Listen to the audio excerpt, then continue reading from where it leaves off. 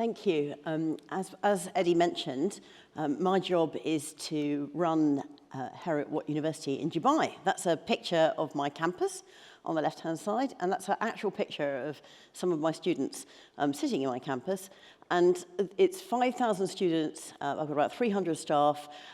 You could either say that I am leading the creation and dissemination of knowledge in the Middle East, but what I really think I'm doing is leading a Scottish export success.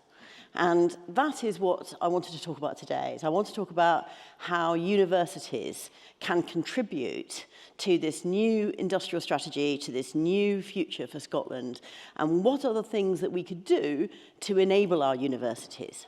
Now, one of the reasons I'm really proud to work in higher education, and I'm a very late to academia person. I didn't become an academic until I was 54. I think partly that's because I didn't have enough patience until I was 54.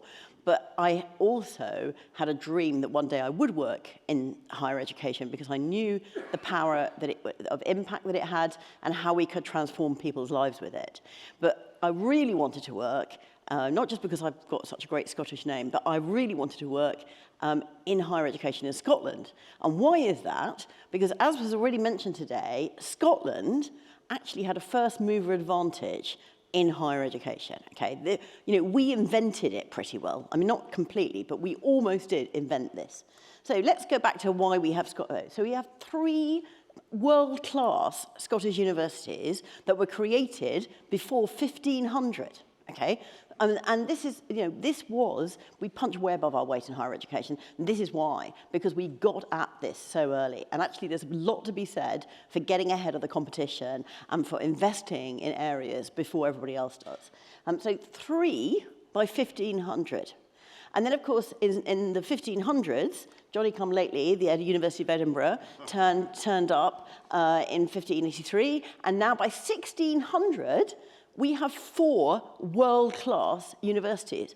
Adam Smith wasn't even born until the 1700s. So 1600, we have 4 world-class universities. This is an astonishing fact, and even then, of course, we were a very small nation. But this was the cradle of the Enlightenment. This is where things got invented, and no wonder we punched so well above our weight right from the beginning. And that's why I'm so proud to work in Scottish higher education. I would just point out that England only had 2 universities until 1830. You go and look it up, Durham, 1832, University of London, 1838. It was Oxford and Cambridge, and all the real activity happened here in Scotland. And I think we can use that again. I think we should seize back our first mover advantage in order to contribute to Scotland's industrial strategy. So here is there are 3 reasons, by the way. There are 3 things that I think, well, actually, there's probably lots of things, but today I only want to talk to you about 3 things that I think we need to do if we're going to really go back to when we had first mover advantage and before other people came to eat our breakfast and eat our lunch and to take away from us some of this productivity and high value added industries. So the first is that we need to level the playing field. Now, this is a quote from this document, which is University of Scotland. University of Scotland is an organisation that unsurprisingly represents all the universities in Scotland. And they talk here about the importance of longer-term funding for reskilling and upskilling. And you've just heard a lot from David Sainsbury and from Gordon Brown about how important it is that here in Scotland we upskill. What you may not know is that if you are going to be doing, we have a pathway for this, of course. It's called graduate apprentices. This is what is possible in Scotland. You can work and you can study for your undergraduate degree at the same time, and that's great. What's not so great is that the numbers of people doing that are contained within the cap that the Scottish Funding Council necessarily has to give, because money is not unlimited, and therefore you have to ration, don't you? And how do they ration? We ration by numbers. So there's a limit on the number of people who can go to a Scottish university in Scotland. And that limit is also included on graduate apprentices. So what would be great is if you could remove the limit from graduate apprentices at least, and make it possible for maybe employers or even the people themselves. So if I am working and I didn't go to university when I was younger, and I now want to upskill in some very technical coding or I want to join a high-value industry, and I want to do an undergraduate degree while I'm working, all of that is possible. But if I live in Scotland, I can't pay for it, my employer can't pay for it. If I want to do that, I'll have to go to England. And what happens? This happens. People do go to England. Last year, 10,500 Scottish students went to England to get an undergraduate degree. Now, I'm not suggesting that nobody is going to go to England for an undergraduate degree. I would like to maybe just keep a little bit of those people, maybe keep 20% of them in Scotland. And if we're going to do that, we've got to find a better way of funding the students at Scottish universities. And one start could be to let people reskilling and upskilling, which is what we desperately need, have a different funding mechanism. And I think that's really important. The other thing is, if we could keep even the fees, just say 2,000 Scottish students, if you kept 2,000 Scottish students in Scotland to do their undergraduate degrees, you would keep £19 million. That's just fees. £19 million of fees are being spent down in England, and people are going into debt to do that. And you could keep those people, even if you kept 20% of them in Scotland, it would be saving a lot of money. And let alone the fact that they go down there and have to pay for accommodation and food and everything else. So they're leaving Scotland and they're leaving the contribution to the economy here. So this level playing field, we do not have a level playing field in Scotland. We do not have an incentive for people to upskill and reskill, and that is so important. So the next thing is I wanted to talk to you about the role of universities. So this is the second of three things, the role of universities in spin-out. So we talked about, this morning already, we've talked about business creation and the rate of business creation.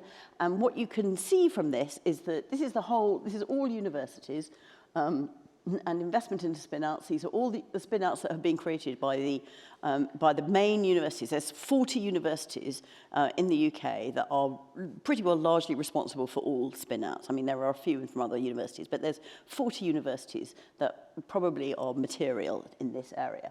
And these are the spin-outs. And so you can see that actually there has been a huge growth of spin-outs from universities. But as you also heard previously, not in Scotland. Actually, Scotland doesn't do badly, but it doesn't do nearly as well as it could. So if you look, these are the main areas where spin-outs happen, and we do have this golden belt up here, but between the city of Edinburgh and the city of Glasgow. And what we would like to do, obviously, I would like to see that, you've already heard about, Dundee and Aberdeen. There's no reason why we couldn't expand these and have more of these centres, and that's because if we start with the first issue I led on, which was how do we pay for the upskilling, that's a devolved matter. That's a matter for the Scottish Government. The spin-outs, this is something that both the Scottish Government and the Westminster Government are engaged in. And so, as you saw from what Gordon said, there's a plethora of agencies that are involved in this, and they're not very coordinated. So what you need, if you want to get some of these clusters in other parts of Scotland, you need much, much better coordination. Also, look at this. So this is our population. We're 8.2% at the moment of the population of the UK. But we have 17.5% of the important universities. As I said, there's 40 universities that matter in the whole creation of businesses. And this, we represent a much higher proportion. So we've obviously got the capability and the level playing field. And then in terms of number of spin-outs, again, we punch above our weight. So, we're only 8.2% of the population of the UK, but we generate 14% of the spin-outs. Imagine what we could do if we were properly coordinated and properly funded. And then the third thing I want to mention, and now this is a completely Westminster matter, is the matter of visas, because this is something that is holding universities back here in Scotland. So, you probably saw recently that the UK announced, pretty awe-inspiring immigration figures of 750,000, and this has not reflected well on the whole stop the boats thing, and the actual immigration figures look awe-inspiring. If you look a bit closer at those immigration figures, 39% of them are study related. That's actually not a problem. That is a cause for celebration. People are choosing to study with us, you know, with universities in the UK, and importantly, universities in Scotland, who, as I mentioned before, have been at this for a very long time, and we're really good at it. You know, Heriot-Watt runs the biggest, by student number, the biggest international university in the whole of the UAE. We've been there since 2005. We've been here in Edinburgh since 1821, but we've been in the UAE since 2005. And you know, every penny of surplus I make over there comes back here to be injected into the Scottish economy. So you really want success for our universities, but it's very, very difficult if you've got a Westminster view that you've got an issue with visas and that student immigrants are a bad thing. There's nothing in the data to show that they overstay. I think 2% of student visas end up overstaying. It is negligible. So what we actually need is consistency in visa agreements. And I'll tell you what happened. This year has been an absolutely huge disaster, because this graduate visa was announced, changes in May 2023 was announced, and then Suella Braverman made another statement in July, which really freaked out everybody overseas in terms of applying for visas. And so lots and lots of people withdrew their applications to UK, and particularly to Scottish universities. And there's a group of Scottish universities, which we are one, who share privately between them their international figures. And so the next slide, I've deliberately put it all together so you can't see any one university because it's private information. But this is what has happened as a result of this year, this visa saga, is that last year, 30,000 international students came to 9 Scottish universities, and this year it will be much more like 25,000. It has been more, it's not will be, it is, because these are the figures from September. It will be 25, it's a bit under 25,000. And if you turn this into money, what this means for Scotland, this is just Scottish universities, Scottish students coming to Scotland, is about £120 million just to the universities, And let alone the fact that these people would have lived here and spent money here and gone out to eat here and rented property here. So you know, if we want Scottish universities to contribute to the economy of Scotland, we've got to get a consistent, whatever the rules are, let's have rules and stick to them, and let's stop counting students in immigration figures, because it makes people very, very anti-immigration, and then it makes them very anti-student. And actually, you know, this is a wonderful, wonderful export industry that, as I've shown you, we've been in since the 1400s. So we don't want to take that away from what we need to, these 3 things. We need to power a growing economy using one of our most valuable assets, which is our higher education industry. And we need to reform Scottish student fees to create a level playing field. We need to have proper tax incentives that are well coordinated to get spin-outs to stay in Scotland. And we can create them, and we punch above our weight, but they don't stay here. And finally, we've got to have a long-term commitment to graduate visas. And what I would like to see is maybe if they don't want lots of extra international students in London, maybe we can just have a visa that say you can come, but you have to study in Scotland. That would be a good idea. And I know, because the way that the visa system works is that you have to log on to the university system in Scotland to check that you're there every single week. So it's absolutely possible to monitor where people are living with these visas. So let's have a regional policy that encourages people to move to parts of the country that need more people.